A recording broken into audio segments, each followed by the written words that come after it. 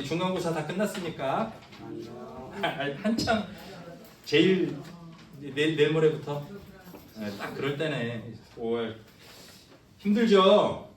힘을 내십시오. 네. 시험은 언젠가는 끝나게 돼 있어요. 네. 시험은 왜 본다고요? 시험을 보면 뭐가 생겨요? 네.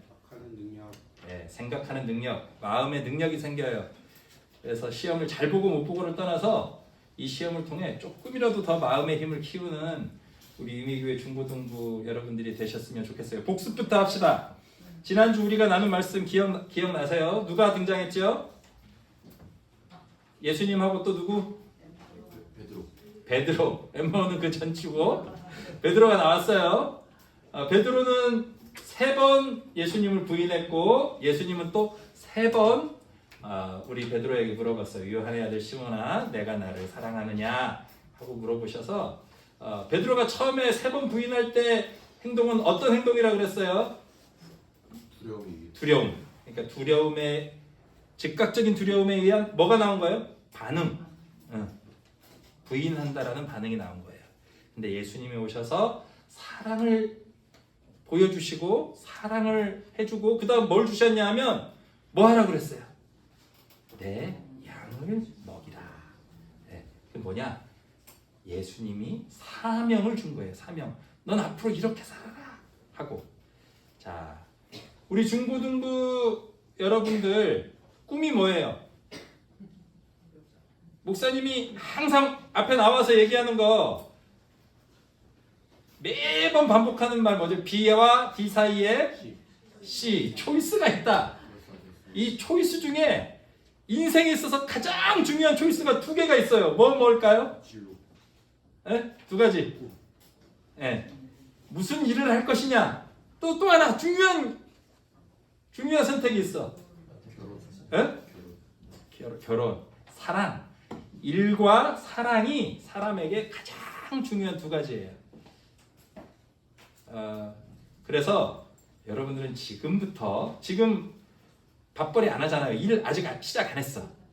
그리고 연애도 아직 안 했을 거예요. 하는 분도 있을 수도 있지만 그거는 지금 풋사랑이고 내가 평생을 함께 해야 될 사람이 언젠간 생길 텐데 그 사람을 위해서 우리 뭐 해야 될까요? 일과 사랑을 위해서 노력도 해야죠. 열심히 노력해야 되는데 내 노력만 갖고 좋은 배우자 만날 수 있을까요? 네? 누가 그 얘기 하더라고. 네가 가는 대학 지금 열심히 공부해서 대학을 어딜 가느냐 따라 뭐가 달라지느냐? 네 배우자의 얼굴이 달라진다. 이런 농담을 누가 하던데 물론 얼굴은 달라질지 몰라도 정말 한 사람하고 오래 살아보면 뭐가 중요하냐면 그 사람의 신앙과 성품과 인성과 마음이 더 중요한 것 같아요. 그런 좋은 사람 만나려면 뭘 해야 되느냐? 기도해야 돼요. 기도. 지금부터 하나님 나에게 정말 내가 정성을 다해 일할 수 있는 좋은 하나님의 일을 주십시오 라는 기도. 또 하나의 기도는 뭐냐? 내가 평생 함께 사랑하면서 살아갈 수 있는 사람을 허락해 주십시오 라는 배우자를 예비해 주십시오 라는 기도를 지금부터 해야 돼요. 한 사람과 안 한 사람의 차이가 없는 것 같지만 차이가 아주 큽니다. 여러분 기적을 믿어요? 네? 기적을 믿어야 기도를 할 거 아니에요. 내가 기도를 하면 이 기도를 하나님이 들어주시고 하나님이 응답해 주실 거다. 이건 뭐냐? 기적을 믿는 사람만 기도할 수 있어요. 자, 이 세상은 이 세상의 법칙, 뭐라고 그래요? 자연 법칙이 있죠. 물건을 위에서 아래로 하면 뭐가 작용해서 떨어져요? 중력이 있다는 건 뭐예요? 자연 법칙이 있어요. 그죠? 자, 이렇게 딱 때리면 통증이 느껴진다. 뭐예요? 자연 법칙이에요. 자, 자연 법칙만을 생각하는 사람들은 뭐가 생기느냐? 오늘 우리 성경 쭉 읽었는데 그 앞에 2번째 절에 나온 게 있어요. 자연 법칙대로 이렇게 현상을 째려보는 사람들이 가지게 되는 거 뭘까요? 의심. 맞아요. 누구예요? 의심 얘기한 사람? 에? 장로님이셨구나. 선물 드리려고 그랬는데. 자연 법칙대로만 세상이 굴러갈 거라고 믿는 사람들은 뭘 가지느냐? 의심을 가져요. 사람이 죽으면 다시 살아나요? 안 나요? 안 난다고 생각하는 건 뭐예요? 자연 법칙이에요. 자연 법칙이 머릿속에 콱 박혀서 절대로 자연 법칙에 벗어나는 일은 일어나지 않는다라고 믿을 때, 근데 갑자기 예수님이 부활했다는 거예요. 제자들 앞에 나타났어. 그럼 사람들이 어이? 이거 뭔 속임수지? 라는 생각을 할 수 있어요, 없어요? 그 사람은 뭐에 지금 눈이 가 있느냐? 자연 법칙. 자연 법칙을 깰 수 있는 사람은, 깰 수 있는 존재는 없다. 이것이 뭐냐? 이것이 합리적 사고예요. 우리 학교에서 배우는 거죠. 물리학도 배우고 과학도 배우고 수학도 배우고 거기서 대체적으로 배우는 건 뭐냐? 합리적 사고예요. 이성적 사고. 그죠? 이성적 사고를 열심히 하는 걸 뭐 하느냐? 의심한다 그래요. 성경에 그 의심을 열심히 했던 제자 한 명이 이름이 나오는 누구냐? 도마예요. 도마. 세상을 지배하고 있는 물리 법칙은 깰 수 없다라는 마음이 콱 박히면 예수님이 직접 찾아오셨는데도 부활을 믿지 못하게 돼요. 그죠? 여러분 예수님 부활을 믿습니까? 네, 대답을 안 하네. 친구들. 예수님이 부활했다는 걸 믿어요, 안 믿어요? 믿어요. 아유, 그래도 대답해 주네. 예수님은 부활했어요. 자연 법칙을 거스를 수 있는 힘은 누구에게 있을까요? 이 자연 법칙을 누가 만들었어요? 하나님이 만들었어요. 하나님은 이 자연 법칙 너머에 존재한다라고 믿는 게 우리의 신앙입니다. 죽음의 권세도 이길 수 있다고 믿는 게 신앙이에요. 근데 우리는 이 세상에 태어나서 이 세상과만 소통을 하면서 사니까 이 세상에 지배되고 있는 자연 법칙이 전부인 줄 알아요. 요즘은 인간 사이의 관계도 자연 법칙처럼 얘기해요. 흙수저로 태어난 사람은 평생 흙수저.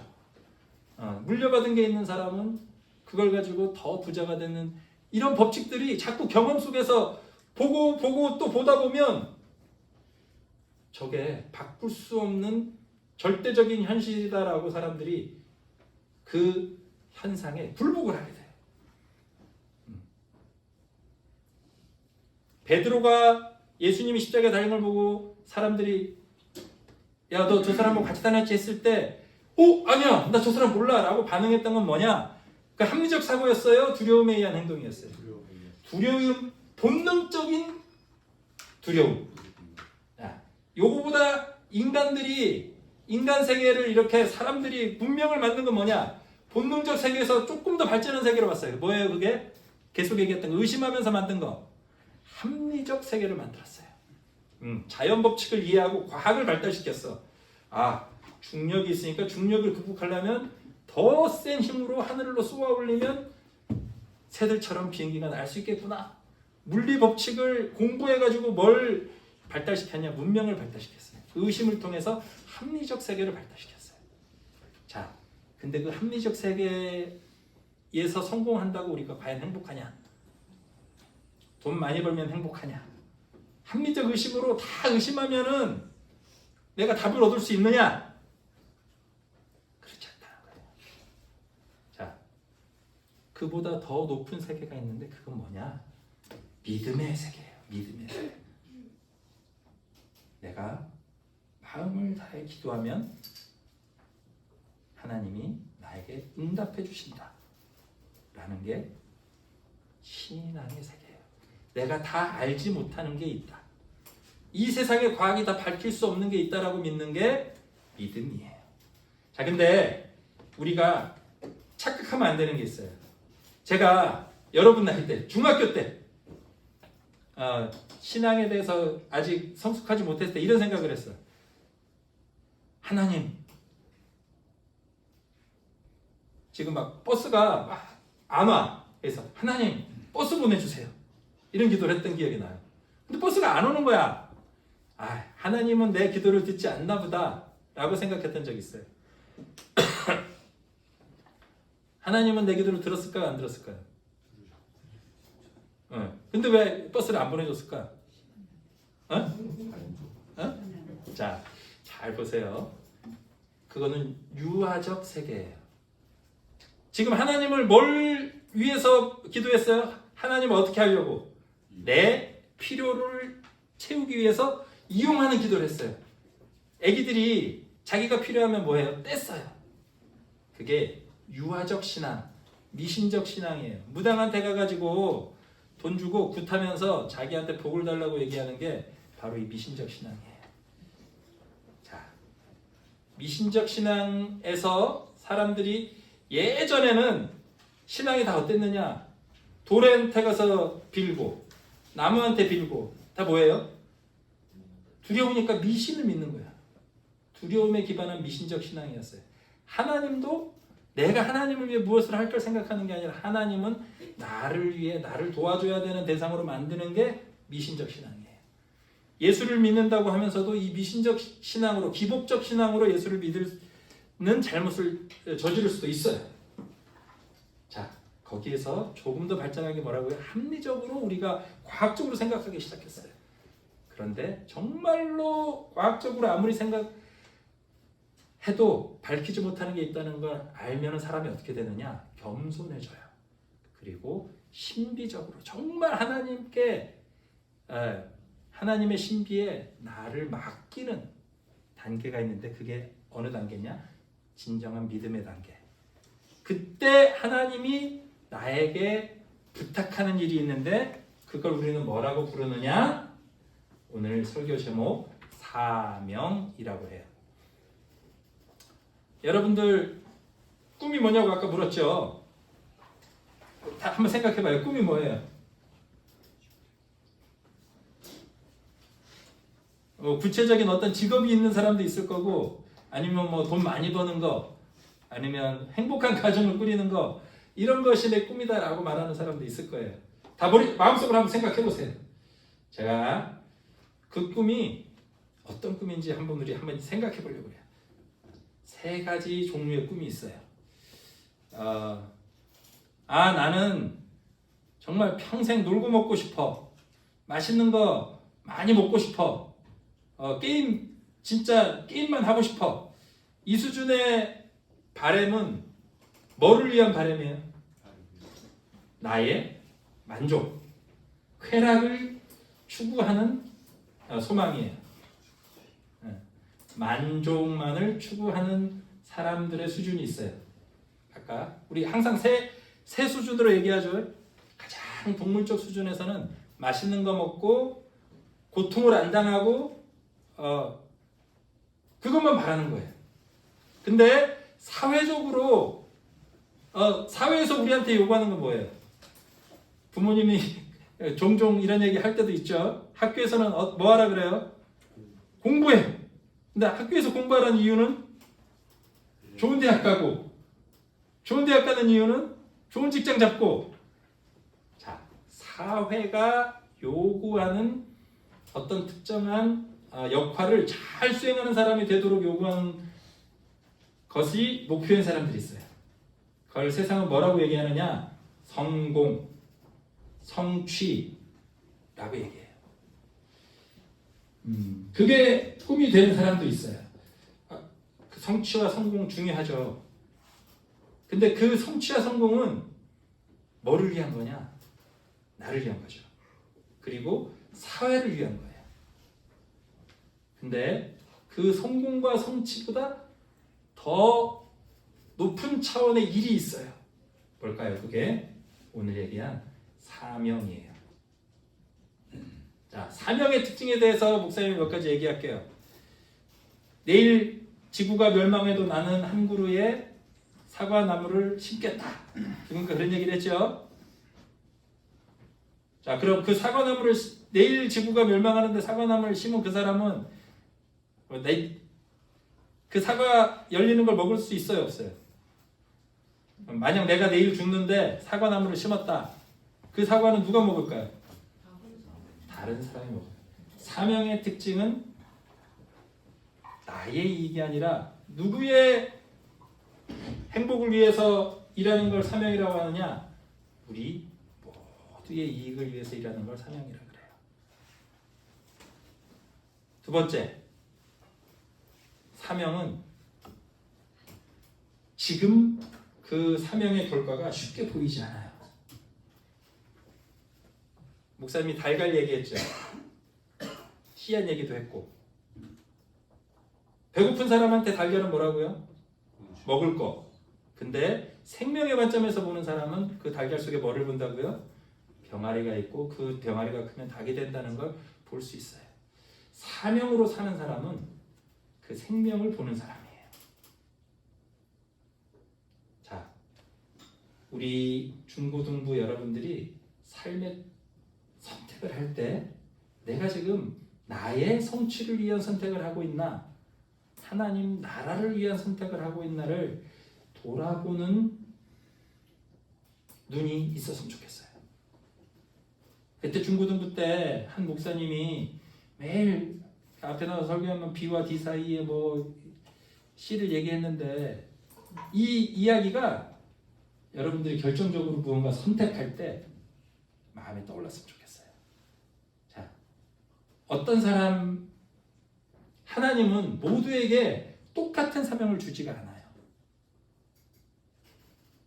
이 사명을 발견하는 좋은 방법이 있는데 그건 뭐냐? 마음속의 소리를 듣는 거예요. 하나님이 우리 마음속에 심어준 그 씨앗을 틔우고 그 씨앗으로 열매를 맺어가는 삶을 사는 게 바로 사명이거든요. 내가 사명의 선택을 하고 있나, 나의 성취나 사회적 요구에 따라 선택을 하고 있나를 알아차리는 중요한 방법은 내 마음속 깊은 곳에서 울려오는 행복, 기쁨의 소리가 있는가 없는가를 살펴보는 거예요. 자, 사람을 상처를 싸매주고 치유해주고 고쳐주는 게, 사람이 아픈 거를 돌보는 게 너무너무 행복한 사람들이 체질적으로 있어요. 누가 아프면 소독해주고 싶고 찢어진 거 보면 꼬매주고 싶고, 그런 사람은 뭐가 돼야 되겠어요? 의사가 되거나 간호사가 되거나 사람을 돌보는 일을 해야 돼요. 근데 피를 보면 막 자빠져. 아우, 막 상처만 보면 가까이 가기도 싫어. 이런 사람 의사 하면 돼요, 안 돼요? 안 돼요. 그런데 공부를 좀 잘하면 학교에서는 얘기해요. 야, 너 성적 잘 나왔으니까 야, 의대 한번 지원. 의사가 돈 잘 벌어. 야, 의대 쓰자. 그러면 나는 사람 피만 주고 이렇게 막 사람하고 하는 거 싫은데 라고 생각하면서도 자기도 모르게 그냥 의사가 되는 길을 선택했다. 그럼 어떻게 될까요? 나중에 응? 의사 돼?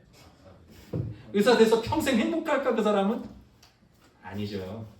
내 마음속 깊은 곳에 있는 나의 씨앗이 무엇인지 알아야 사명의 선택을 하고 행복의 선택을 할 수 있어요. 어떤 사람은 앉아가지고 수학 문제 푸는 게 너무 행복해. 근데 야, 요즘은 법관, 이 사람들이 힘이 세더라. 야, 너 법관이 되라. 부모님이 그렇게 얘기해요. 그러면 부모님 권유에 못 이겨서 법관이 돼. 그럼 행복할까? 아니에요. 이렇게 공부하는 게 너무 좋은 사람은 뭐가 돼야 돼요? 학자가 돼야 돼요. 우리는 우리 내면에 우리가 되어야만 될 어떤 형태의 씨앗들을 다 가지고 있어요. 누가 준 씨앗이죠, 그게? 하나님이 여러분 마음에 심어준 씨앗이에요. 그 씨앗을 발견하고 그 씨앗에다가 물을 주고 그 씨앗이 잘 자라서 많은 사람들을 행복하게 해줄 수 있도록 그 마음을 돌보는 게 사명의 삶을 사는 거예요. 그러면 사람들이 보고 어떻게 할까요? 쟤는 정말 행복하게 사는구나.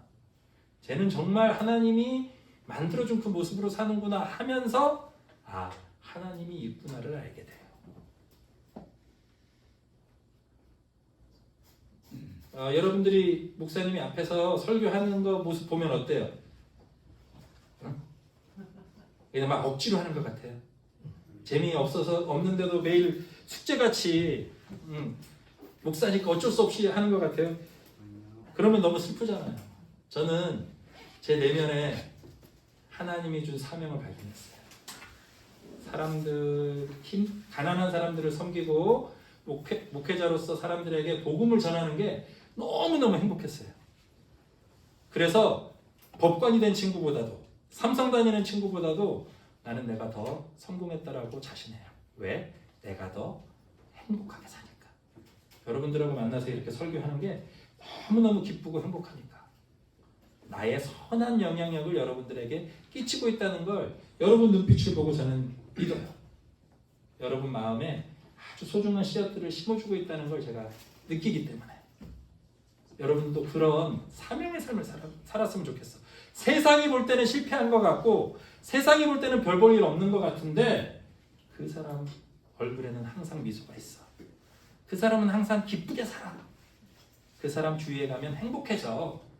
그런 사람이 되는 게 바로 사명의 사람이 되는 거예요. 자, 마지막으로 정리합시다.